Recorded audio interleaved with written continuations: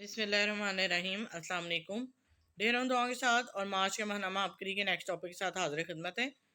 आज का टॉपिक है वालिद हकीकी पागल, वालिदा ने दीन सिखाया हम बर्बाद हो गए। जी ये कॉलम है, इसको हम रीड करते हैं। मोहतरम हज़रत हकीम साहब अस्सलाम वालेकुम। मेरी उम्र 19 साल है। मुझे अपने वालिद से बहुत मोहब्बत थी न पर नामालूम क्यों मुझे अपने वालिद से बहुत नफरत हो गई। इतनी नफरत कि मैं इनका नाम लेना भी पसंद नहीं करती। घर का माहौल कभी कभी मजहबी नहीं रहा। हमें ना कभी कोई कुछ समझाया गया ना सिखाया गया। जो हमने देखा वही करते थे। यही वजह के साथ 13 साल की उम्र में ही मैं भटकी और अपनी खाला के बेटे के साथ नाम नेहाद मोहब्बत कर बैठी। चूंकि घर का माहौल ही ऐसा था, किसी को बड़े को मालूम भी हुआ तो इसने बजाय समझाने के इसे छुपाया। मेरे वालिद हकीकी पागल थे। रात के 3 बजे मेरी वालदा से लड़ाई करके इनको घर से बाहर निकाल देते थे। अभी भी अक्सर बाहर निकाल देते हैं। और कोई ऐसा दिन नहीं होता जिस दिन हमारे घर में लड़ाई ना हो। मेरा कज़न जो मेरे खाला का बेटा है, जिससे मुझे मोहब्बत हो गई थी, इसे भी बंदिश थी। वो भी जादू का शिकार था, जिसकी वजह से मेरी वालदा इससे मेरी शादी नहीं करना चाहती थी। मेरी वालदा ने सारी ज़िंदगी बहुत दुख मसाइब में गुजारी। मेरी वालदा में बहुत सब्र है। वो मेरी शादी मेरे दूसरे कज़न, मेरी दूसरी खाला के बेटा है, इसके साथ करना चाहती थी। मेरी वालदा को भी मेरी गुमराही का इल्म था, मगर मैंने ऊपर जिक्र किया कि इस चीज़ का हमारे घर के माहौल में मायूबी ही ना समझा गया। घर में हर वक्त लड़ाई झगड़े, गाने, फिल्में, ड्रामे चलते देखते इसी सबको देखते हुए जवानी में कदम रखा और भटक गई। मेरी ज़िंदगी में इन्हीं मसाइल पर चल रही थी कि मेरी वालदा को किसी ने अबकरी दिया। मैं 9वीं क्लास में थी, हमारे घर में अबकरी आया। मेरी वालदा और मैंने अबकरी पढ़ना शुरू कर दिया। इसमें मौजूद वज़ाइफ व तहरीरों ने हमें जोड़ कर रख दिया। अबकरी रिसाला ही से ही हमें आपकी जुमेरात होने वाली महफिल के बारे में मालूम हुआ। हम अपने वालिद से छुप कर एक मरतबा तस्बीह खाने गए। वहाँ जाकर दर्द सुना तो मुझे ऐसा लगा कि किसी ने मुझे अंदर से झंझोड़ कर रख दिया है। मुझे अपने आप से घिन आना शुरू हो गई। घर आकर बहुत रोई। नमाज स्कूल में सीखी तो थी, कभी कभार कहीं दिखावे के लिए पढ़ लेती थी, मगर इसी रात मैं सो न सकी और फजर की अजान हुई। उठी, टूटा फूटा वजू किया। जिंदगी में पहली मरतबा नमाज में अपने रब के हजूर खड़ी हुई, खूब रोई। हमने कभी अपने रब से इस्तगफार ही ना किया, कभी शुक्र ही ना किया मुसलमान होते हुए, कभी रब के तरफ ध्यान ही ना किया। हर वो काम किया जिसकी वजह से हमारा रब हमसे नाराज हो। हमने खूब नाराज भी किया, जज्बात में ना मालूम रब से क्या बातें की। जब नमाज पढ़कर उठी तो बहुत खुद को बहुत हल्का फुल्का महसूस किया, फिर सो गई। घर में हर वक्त दस्त चलना शुरू हो गए, हालात बदलना शुरू है। घर में सुकून महसूस होना शुरू हो गया। मेरी वालदा अब करीब बहुत यकीन करती है हमारे घर का माहौल बदल रहा है, हमारी जिंदगियां बदल रही हैं। मैं संभल चुकी हूँ, खुद को समेट चुकी हूँ। अब मेरी वालदा मेरे लिए जो बेहतर समझेंगी फैसला करेंगी। जी इसी पेज के नेक्स्ट टॉपिक की तरफ आते हैं। अहलिया सारा दिन टीवी ड्रामे देखती हैं और मैं कुर्ता। मोहतरम हज़रत कीम साहब अस्सलाम वालेकुम। अल्लाह ताला आपको मज़ीद रूहानी तरक्की अता फरमाए, आमीन। तस्बीह खाने के तजवीज़ करदा अमाल कुरान बहुत ही आजमूदा और इनकी तासीर बहुत ज़्यादा है। खाने के तजवीज़ करदा अमाल कुरान बहुत ही आजमूदा और इनकी तासीर बहुत ज़्यादा है। अल्लाह ताला के फजल करम से आप बहुत आला काम कर रहे हैं। हम जैसे गैर ममालिक में बसने वाले इससे बहुत फ़ायदा उठा रहे हैं। मेरे घर में सारा दिन पाकिस्तानी इंडियन ड्रामे चलते थे। अहलिया शाम 4 बजे से रात 11 बजे तक मुसलसल मुख्तलिफ टीवी चैनल पर ड्रामे देखती थी। इनका शेड्यूल होता था जिसके जहन में रखते हुए हर घंटे बाद चैनल तब्दील कर लेती। ना नमाज, ना कुरान, ना तस्बीह, ना ही खाने पकाने की फ़िक्र। मैं अल्लाह के फजल से शुरू से औलिया के दर का एक अन्ना सा गुलाम था। नमाज कुरान की पाबंदी और सारा दिन दरूद और तस्बीहात पढ़ता। अब कई साल जब सोशल मीडिया पर देखा तो पढ़ना शुरू किया। मैंने इसमें एक अमल सूरह कौसर 129 मरतबा सुबह शाम अव्वल आखिर 7 मरतबा दुरूद शरीफ के साथ पढ़ना शुरू किया। तो अल्लाह ताला के फजलो करम से बहुत ही ज़्यादा बरकत हुई अल्हम्दुलिल्लाह। अब जब बेगम को टीवी के आगे पाकिस्तानी इंडियन ड्रामे देखते हुए पाता हूँ तो मुझे सख्त बुरा लगता है।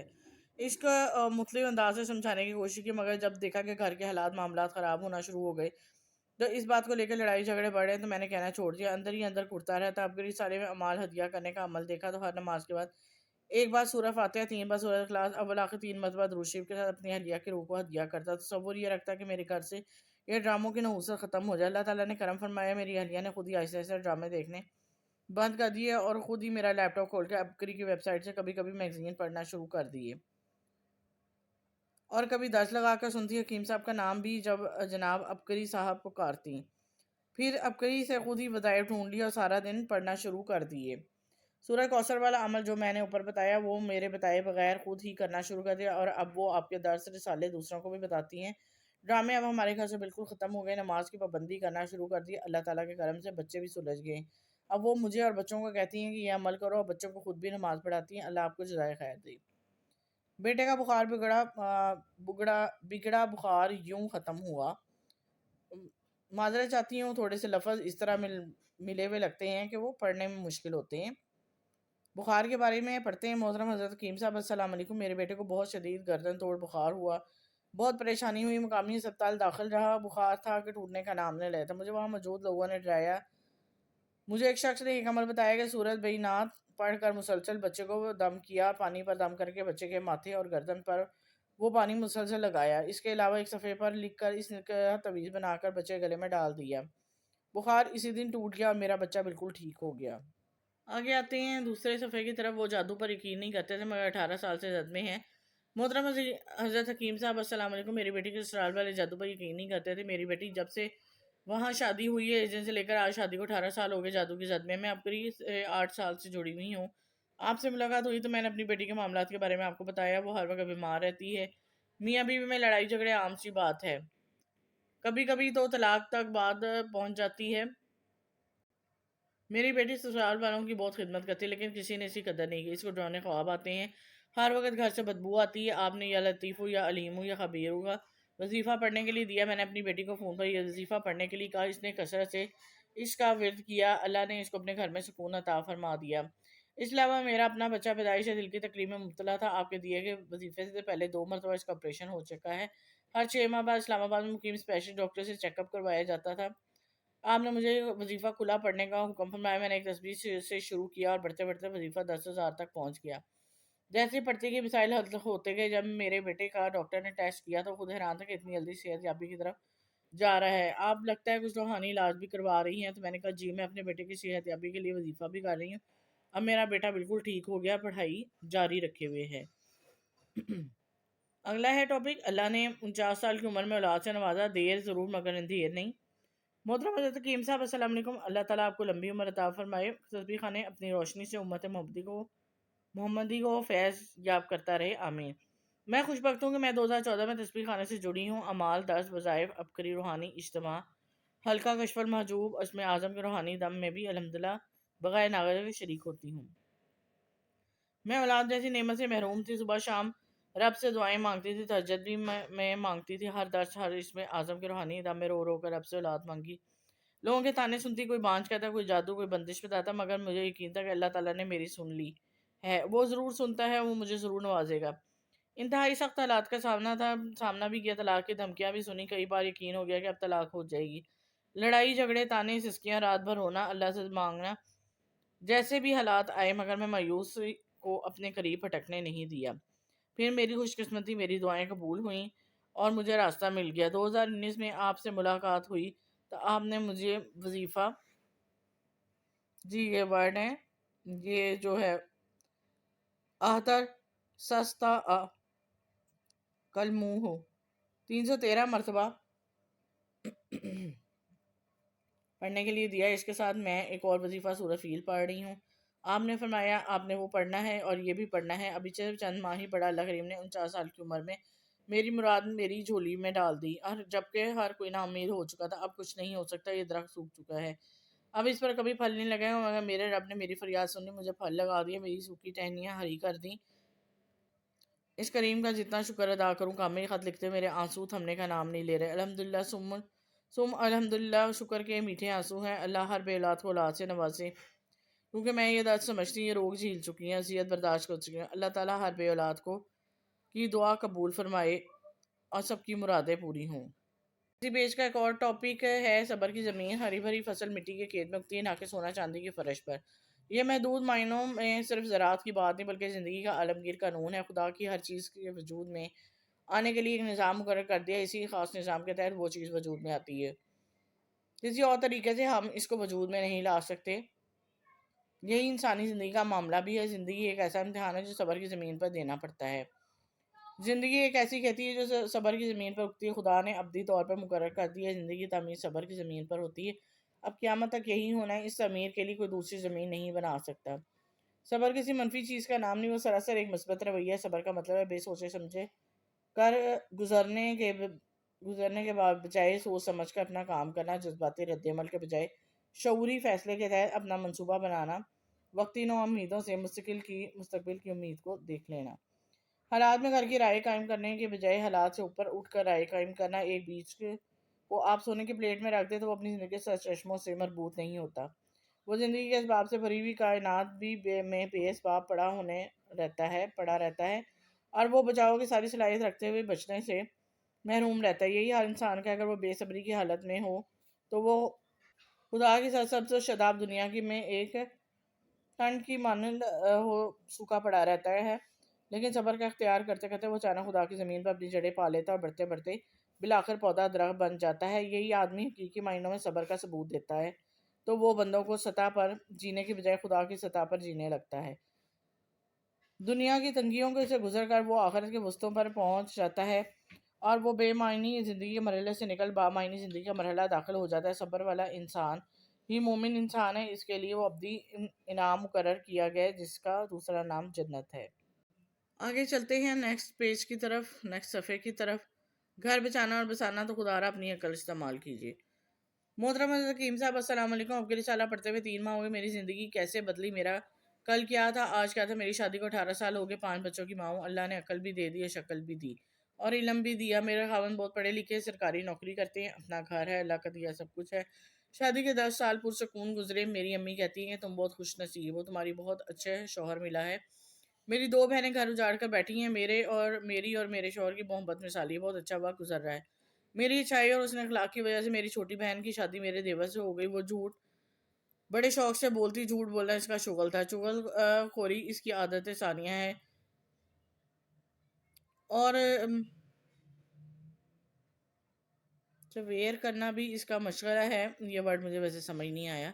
اپنے خاوند کے علاوہ سب کو غلط سمجھتی ہے. ساس اور سسر کی دل سے عزت نہیں کرتی. جبکہ میں خدمت میں بہت مشہور تھی. میرے پاس ساس سسر کی دعائیں تھیں. میری بہن بہت تیز زبان اور خاوند قطر ہوتے ہیں. 1000 خرچ کرتی تھی اور 7000 بتاتی تھی. خود بازار جاتی، شاپنگ کرتی، مزے اڑاتی، جھگڑا کرنے میں ماہر تھی. مجھے نادان کے ذہن میں اس میں یہ بات ڈال دی تھی کہ میرا خاوند اچھا ہے، تمہارا خاوند غلط ہے. انہیں میرے گھریلو معاملہ میں دخل اندازی شروع کر دی. میں نادان بھی اپنے گھر کی ہر بات اس کو بتاتی، وہ غلط مشورہ دیتی ہے. اس نے امی ابو دیگر بہن بھائیوں کے کانوں میں یہ بات ڈال دی کہ اس کا شوہر صحیح نہیں. اللہ کی شان دے کہ میری امی، میرے ابو، میرے بہن بھائی اور میں خود سب میرے شوہر کے بارے میں اچھی رائے رکھتے تھے. چھوٹی بہن کی مہربانیوں سے مجھ سمیت سب کی رائے میرے شوہر کے بارے میں غلط ہو گئی. اب وہی شوہر جس کے ساتھ میری زندگی بہت اچھی باعزت خوشگوار گزر رہی تھی، ہم سب ان کی اچھائی پر گواہی دیتے تھے. ہمارے گھر میں جھگڑے شروع ہو گئے. جب بھی جھگڑا ہوا چھوٹی بہن کی دخل اندازی سے اور مہربانی سے ہوا. میں ناراض ہو کر اپنے بچوں اور شوہر کو تنہا چھوڑ کر میکے آ جاتی. میری چھوٹی بہن بھی تھوڑا وقت نکال کر بہانہ بنا کر میکے آ جاتی اور طرح طرح کے الٹے سبق پڑھا جاتی، کان بھر جاتی اور ہم سب کے ذہن گندے کر جاتی اور مجھے کہتی کہ ہار بالکل نہیں ماننی، تمہارے ساتھ ہوں. تمہارا ایک ہی حل ہے کہ اپنے خاوند کو خوب بدنام کرو اور اس سلسلے میں میری خدمت بھی حاضر ہے. میں نماز پڑھتی، دعا مانگی کہ میری صلح ہو جائے، تسبیح پڑھتی کہ صلح ہو جائے، تلاوت کرتی اس کی برکت سے صلح ہو جائے. لیکن چھوٹی بہن پھر آ جاتی، کوئی نئی کہانی نئی بات سنا جاتی. اپنی والدہ کے ساتھ مل کر اپنے شوہر کے خلاف غلط اور جھوٹ بکتی اور بہن بھی یہ ڈیوٹی انجام دیتی. پھر جب اکیلی ہوتی تو روتی رہتی، تڑپتی رہتی، پوری پوری رات نیند نہیں آتی. یہی سوچتی کہ پتہ نہیں کیا بنے گا، پتہ نہیں صلح ہوگی یا نہیں. پھر صلح کے لیے دعائیں مانگتی رہتی. میری برادری میں کوئی ایسا بندہ نہیں جو سب کہتے اتنا اچھا گھر ملا، اسے کیا ہو گیا. میری پہلی 2 بہنیں بھی گھر میں بیٹھی ہوئی تھی، بس سوچتی رہتی اور روتی رہتی. چھوٹی بہن آ کر پھر مہربانی کرتی اور جلدی پہ تیل ڈال جاتی. ناراضگی کے دوران چھوٹی بہن مہربانی کرتی رہی. ادھر بڑے اچھے پڑھے لکھے باعزت شوہر متنفر ہو چکے تھے. وہ صلح کے لیے بالکل تیار نہیں تھے. آخر کار صلح ہو گئی. گھر بچوں اور شوہر کے پاس پہنچی تو سکھ کا سانس نے سوچا کہ اب کبھی ناراض ہو کر نہیں جاؤں گی. چھوٹی بہن پھر میدان میں آ گئی اور اپنی ڈیوٹی شروع کر دی اپنی نادانیوں سے، اور چھوٹی بہن کی مہربانی سے جلد ہی ناراض ہو کر پھر سے میں میکے پہنچ گئی. چھوٹی کا آنا جانا لگا رہتا. میرے خاوند کے خلاف باتیں اور جھوٹی کہانیاں سنا جاتی. صلح کیسے ہوتی؟ چھوٹی کی مہربانیاں صلح میں رکاوٹ تھیں. مجھے سمجھ نہیں آ رہی تھی. اہم بات یہ کہ خود 1-2 دفعہ ناراض ہو کر گئی اور خود ہی اپنے خاوند سے رابطہ کر کے صلح کر لی اور گاؤں میں اور برادری میں کسی کو پتہ بھی نہیں چلا. میں نادان اسی کے کہنے پر برادری میں اور گاؤں میں اپنی انتہائی باعزت شوہر کے خلاف پروپیگنڈا کرتی رہی. خیر سے کچھ عرصے کے بعد بڑی مشکل سے صلح ہوئی. اس بار تو قسم اٹھا کر آئی کہ اب تو کبھی ناراض نہیں ہوں گے. اب گھر پہنچی خوشی کی انتہا نہیں. میرے خاوند اس کے جھوٹ چگلی ہیرا پھیری کے ساتھ خلاف تھے. وہ پھر میدان میں آگے. چند ماہ ہی گزرے تھے. میں چھوٹی کی مہربانی سے پھر میں کیا گیا، مرتی کیا نہ کرتی. پھر وہ آ جاتی مہربانی کر کے کرنے، جس کو بھی میں بیاہ کر لے گئی تھی، جس کا رشتہ بھی کوئی نہ پوچھتا تھا، اس نے اپنی محنت شروع کر دی اور میں اس محنت کے نتیجے میں تیسری مرتبہ میکے پہنچ گئی۔ گاؤں محلے اور برادری والے سوچتے تھے ہوں گے کہ اس کا شوہر تو بہت اچھا انسان ہے، گاؤں میں میرے شوہر کی بہت عزت ہے، نماز پڑھتی، تلاوت کرتی، دعائیں کرتی، صلح ہو جائے۔ میرے شوہر بچوں سمیت گاؤں چھوڑ کے شہر میں شفٹ ہو گئے اور میں گاؤں میں در در کی ٹھوکریں کھا رہی تھی۔ آخر کار اللہ کا کرم ہوا، پھر صلح ہو گئی، اپنے بچوں کے پاس پہنچی، لیکن میری چھوٹی بہن نے میرا پیچھا نہ چھوڑا، چوری چھپے فون پر مشورے دیتی رہی۔ نادان ایک بار پھر ان مشوروں کی برکت سے اپنا گھر چھوڑ کر چوتھی بار میکے آ پہنچی۔ وہ صبح آتی، شام کو آتی، کہتی کہ ڈٹ جاؤ، تم ٹھیک ہو، تم حق پر ہو، بالکل ہار نہیں مانی، اپنی ڈیوٹی کرتی رہو۔ 8-9 ماہ گزر گئے، شوہر نے کوئی بندہ انہوں نے صلح کے لیے نہیں بھیجا، ہر وقت پریشان رہتی، دعائیں کرتی۔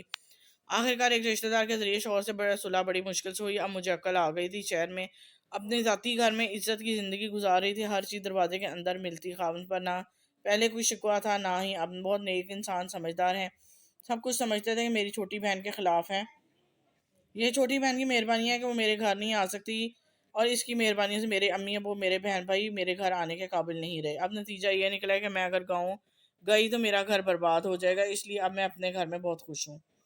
اب کی رسالہ میں باقاعدگی سے پڑھتی ہوں، بہت سبق آموز باتیں ملتی ہیں، بہت ہی کام کے وظائف ملتے ہیں۔ نوجوان نسل کو میرا پیغام یہی ہے کہ اب کی رسالہ ضرور پڑھیں اور دوسروں تک اس کا پیغام پہنچائیں، کیونکہ کام کی بات میں دوسروں تک پہنچانا صدقہ جاری ہے۔